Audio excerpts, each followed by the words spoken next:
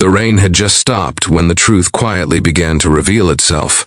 On a cracked sidewalk outside a small diner in Ohio, where people rarely pretended to be more than they were, what no one could see that night was that a woman who appeared worn down by life was actually one of the most powerful CEOs in the country, and the man who walked beside her with holes in his shoes carried a kind of wealth money could never buy. This was not a love story that started with sparks or charm.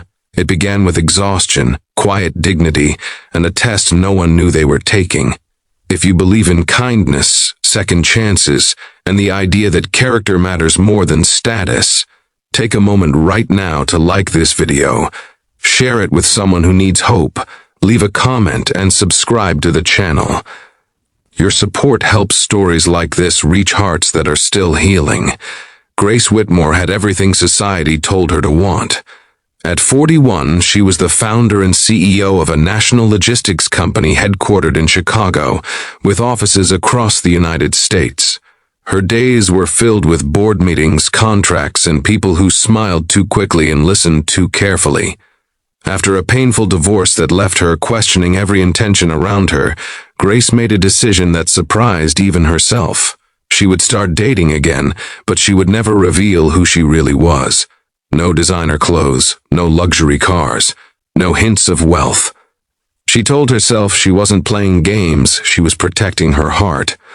Still, deep down, she wanted to know who would choose her when there was nothing to gain. So she introduced herself as a struggling consultant between jobs, driving an old sedan and meeting blind dates arranged by friends who had no idea of her real life. Most dates followed the same pattern. Men lost interest quickly, talked endlessly about themselves, or subtly calculated what she could offer them. Some vanished after the first coffee. Others stayed just long enough to disappoint her again.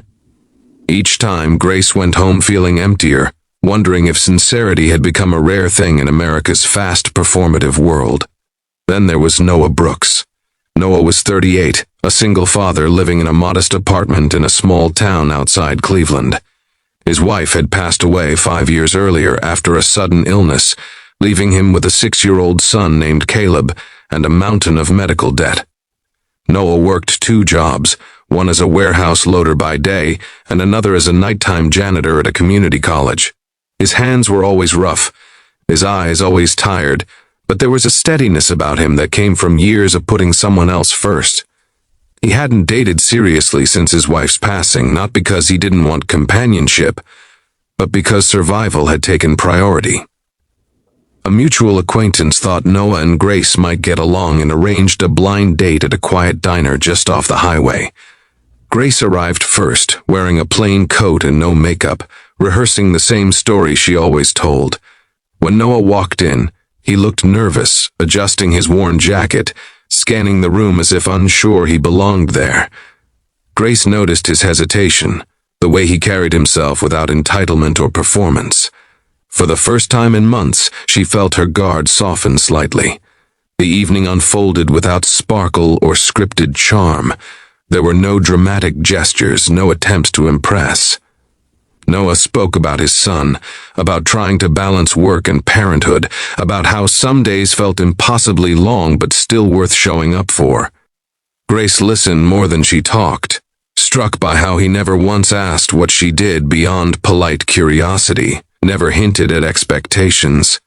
When the check arrived, Noah reached for it instinctively, even though Grace could tell it meant sacrificing something else later. She offered to split it, but he gently insisted, not out of pride but responsibility. Over the next few weeks they met again, always in simple places, walks in public parks, coffee shops with chipped mugs, a library fundraiser where Noah volunteered to clean afterward. Grace watched closely, expecting the moment when disappointment would arrive, when he would complain about her lack of ambition or hint at wanting more. It never came. Instead, she saw a man who returned lost shopping carts, who spoke kindly to waitstaff, who saved leftover bread for neighbors who struggled more than he did. The real test came when Grace pretended she was in trouble. One evening, she told Noah that her consulting work had dried up and she might not be able to afford rent soon. She expected sympathy at best, distance at worst. What she received was something else entirely. Noah didn't panic or judge. He simply rearranged his already tight schedule, offering to help her look for opportunities, to connect her with people he knew, even to share groceries if things got hard. He never suggested moving in or asked for anything in return. His concern was quiet, practical, and sincere. Grace went home that night and cried in her car, overwhelmed by the realization that this man who had so little was willing to give so much. For the first time since her divorce, she felt seen as a human being rather than a prize or a solution. Still, the truth loomed. Grace knew she couldn't keep pretending forever. The longer she waited, the more afraid she became of losing what felt real. She invited Noah to dinner, this time offering to cook. When he arrived at her apartment, still modest by design but noticeably well kept, Grace finally told him everything.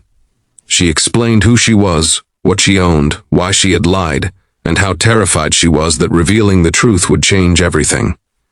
Noah didn't react the way she expected. There was no anger, no excitement, no sudden shift in his posture. He listened quietly, absorbing each word. When she finished, he admitted he felt hurt that she hadn't trusted him sooner, but he also understood why she had done it. What mattered to him, he said, was that the woman he got to know was real, regardless of her bank account. He made it clear he wasn't interested in her wealth, only in honesty going forward. Their relationship didn't turn into a fairy tale overnight. There were awkward adjustments, uncomfortable conversations, and moments where their different worlds collided. Grace struggled with slowing down.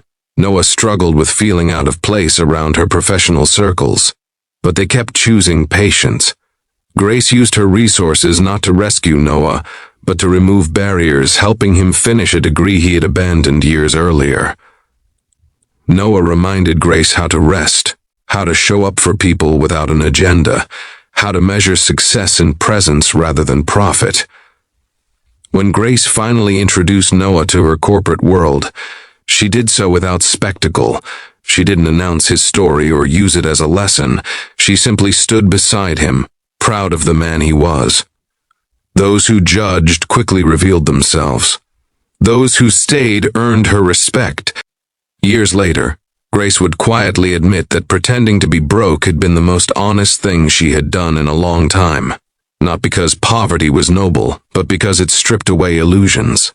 And Noah would say that love to him was never about what someone could provide, but about who they chose to be when no one was watching.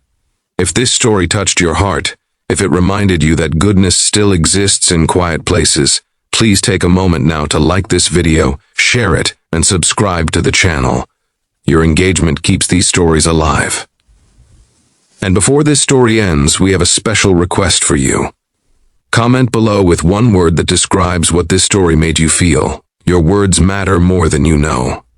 In a world obsessed with appearances, two people found truth by letting go of them. And sometimes, that is how the richest stories are written.